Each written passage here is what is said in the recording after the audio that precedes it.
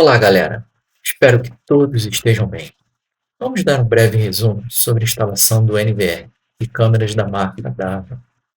Esse conhecimento pode ser estendido para o NVR e as câmeras da Wikivid, mas o foco principal é a Dava, pois esses equipamentos são os mais atuais utilizados nas agências.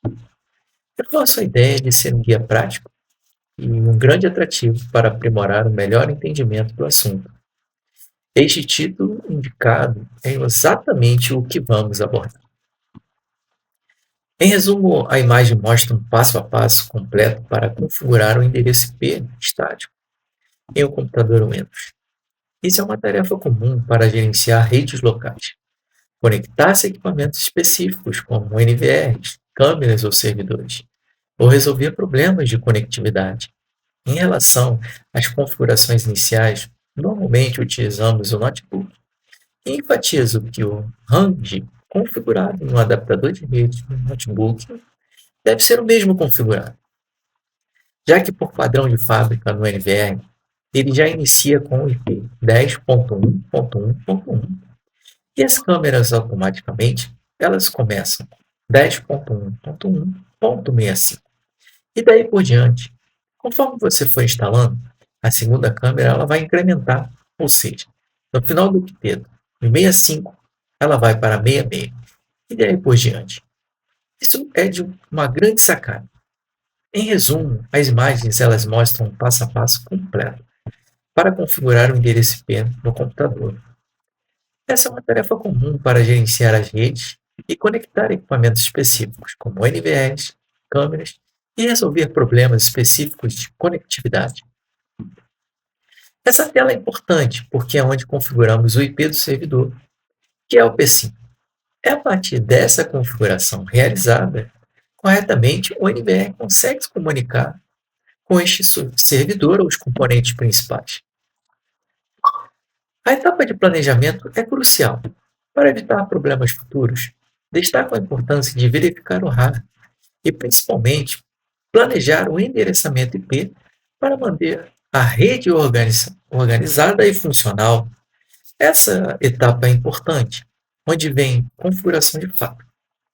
O IP do NVR é a partir dessa configuração e na tela realizada a configuração, também no notebook, que conseguimos iniciar a comunicação dos equipamentos, ou seja, o notebook com o NVR. Espero que fique bem claro que é aí onde começam as configurações serem realizadas corretamente. Esse ponto de configuração é muito importante. Definir um IP estático para o NVR evita que ele perca a conexão na rede.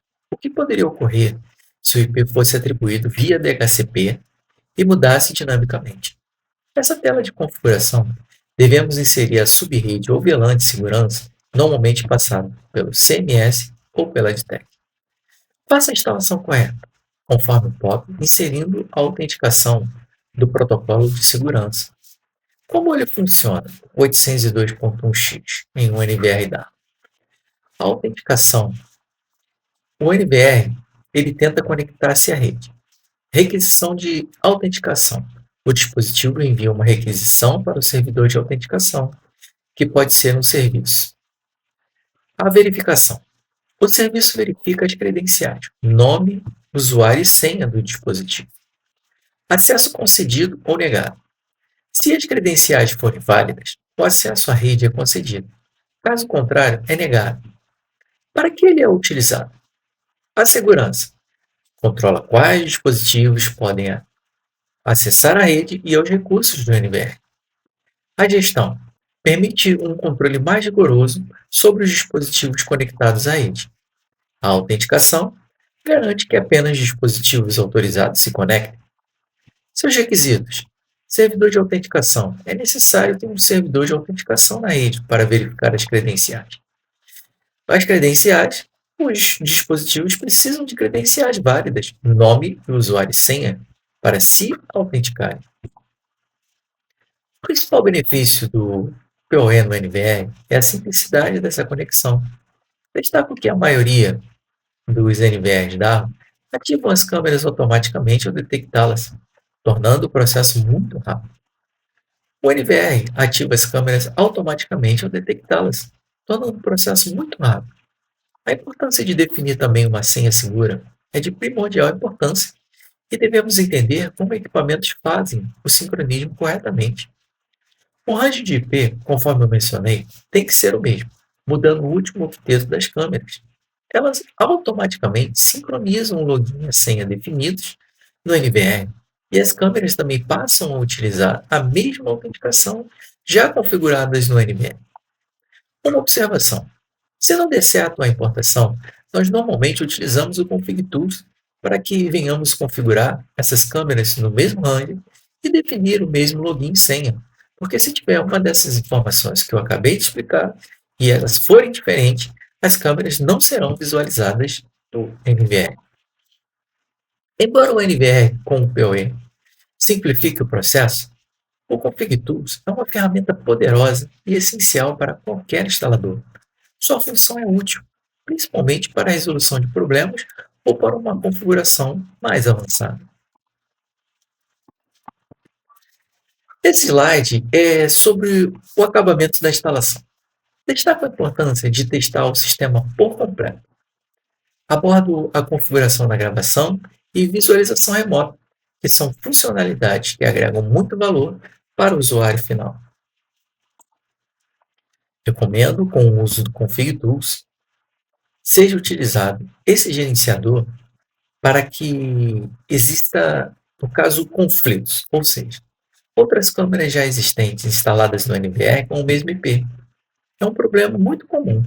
Se atentem a isso.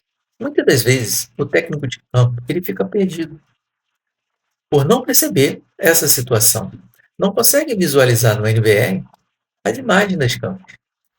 Teste primeiro a integridade do cabo, os conectores RJ nas duas pontas, e se tiver tudo ok, e não tiver nenhum problema no meio físico, devemos utilizar o Config Tools para verificar se a câmera não aparece no NVR e investigar o que está ocorrendo no equipamento.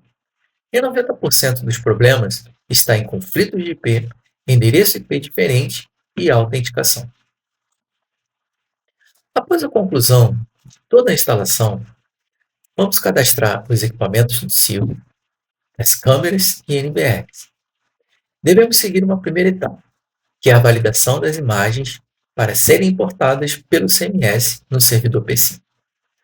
A segunda etapa é a validação do Afrânio com um CK. Se for instalação da portaria da Polícia Federal. E após a validação, solicitar o protocolo com suporte. E em último passo, é através do Afrânio no cadastro de ativos. Devemos entrar em contato com o CEMAN para a validação dos equipamentos BBTS no sistema e após a aprovação, devemos também solicitar o número de protocolo. Se for somente instalação DOS, não precisamos da validação do secado e podemos pular a segunda etapa.